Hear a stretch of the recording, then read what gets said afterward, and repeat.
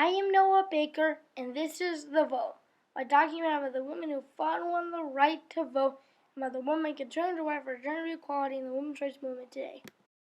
Did you know that women have only had the right to vote in the United States for 100 years? That means for about the first 150 years of our democracy, only men had the right to vote. Do you know that even though women have the right to vote, our country does not have a law guaranteeing full equality for things like salary at your job? In this documentary, you will learn about the long, crazy journey toward women's suffrage in the United States and about the women who fought for the right to vote.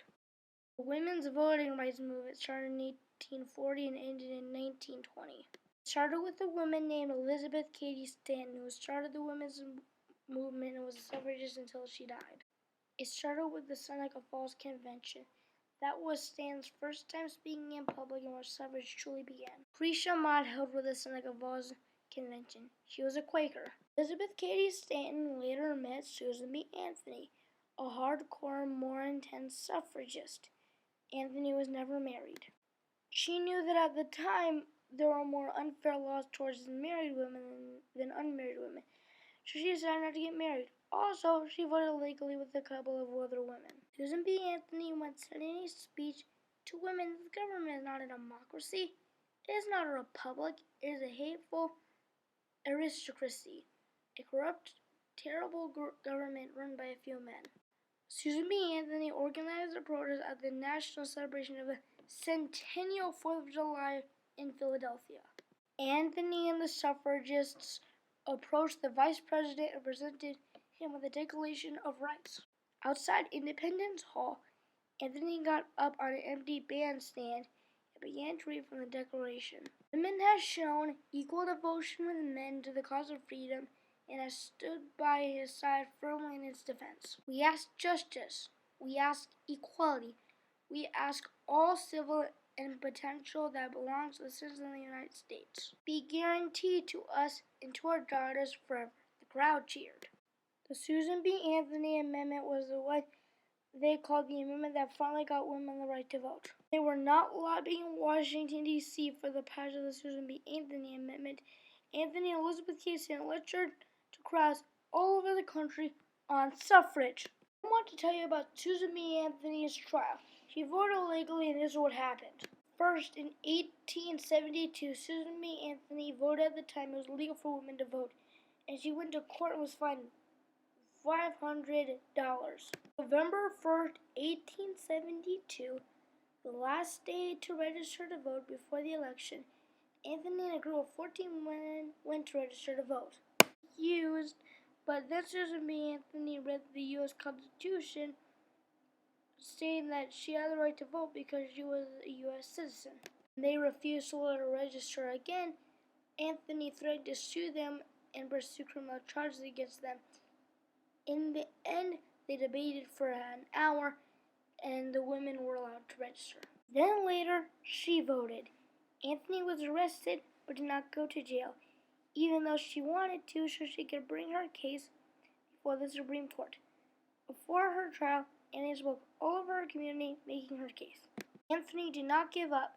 She spoke to the community about voting the night before her trial.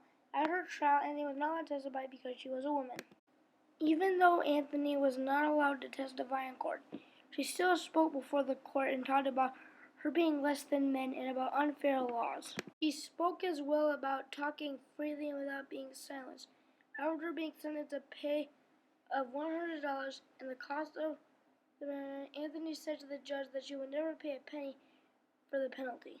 She said, "And I shall earnestly and persistently continue to urge all women to the practical recognition of the old revolutionary maxim that resistance to tyranny is obedience to God." For a long time, there were two groups working on women's suffrage, the NWSA and AWSA. In February 1890, NWSA and AWSA combined to form the NAWSA. Anthony urged members to support Elizabeth Cady Stanton as president of the new groups. Now here's what I know about Elizabeth Cady Stanton. In her early life she wanted to make her father proud, but soon she thought that women should have all the same rights as men. Her father was a judge, so she found his law books and learned about the unfair laws against women. Elizabeth Cady Stanton later married Henry B. Stanton, and they had at least 5 children. Stanton made a speech on the destructive male. Here are some quotes from that speech. Women must be as near like men as possible. She must reflect his ideas, opinions, intentions, prejudices, and vices. She must respect his laws, though they take from her inalienable rights and conflict with that higher law written by the finger of God on her soul. This sort of government would protect the interests of all better than one with the representation of either man or woman alone could. Lucy Stone was a key figure in the suffrage movement. Lucy Stone was one of 9 children and a supporter of anti-slavery and women's suffrage. Lucy Stone also started a group to support the 15th Amendment. Victoria Woodhull spoke before the House Judiciary Committee in 1871 in her support of women's suffrage. This was very brave.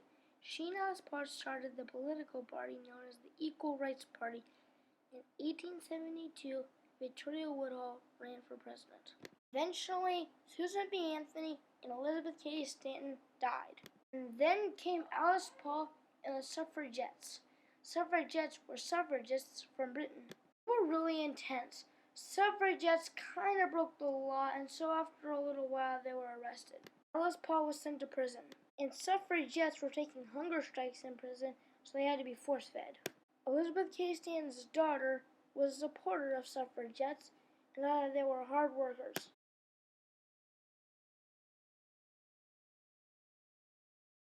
Let's talk about modern women fighting for their rights, because even though women have the right to vote, they still don't have full equality. Equal Rights Amendment, or ERA, would guarantee women full equal rights under the law, but it's been 96 years and it's still not in our Constitution. Even though it passed Congress in 1972, it still has not been ratified by the states. The reason it has taken so long is because of Phyllis Schlafly, the founder of Stop ERA. This group was made up of anti-feminists who believed that the American families would be destroyed if women were granted equal rights. Later, women were becoming things like justices on the Supreme Court. Ruth Bader Ginsburg is the second woman to serve on the Supreme Court. Ruth Bader Ginsburg was appointed to the U.S. Supreme Court in 1993. She was appointed by Bill Clinton. Battled gender discrimination since the 1970s and has fought for women's rights throughout her career. Justice Ginsburg has said, "The state controlling a woman would mean denying her full autonomy and full equality." And really recently, the Women's March happened. So here's what it was. January 21st, 2017, demonstrations were held around the world supporting gender equality, civil rights, and other issues. People feared would be challenged by the Donald Trump administration. The march was attended by 4.6 million people and is believed to be the largest one-day demonstration in U.S. history. The suffrage movement was very important. Even though women now have the right to vote, women still don't have the power to protest that much again. So remember, if there's something in the world that needs fixing, don't wait. Do something, because you might go down in the history books. The end.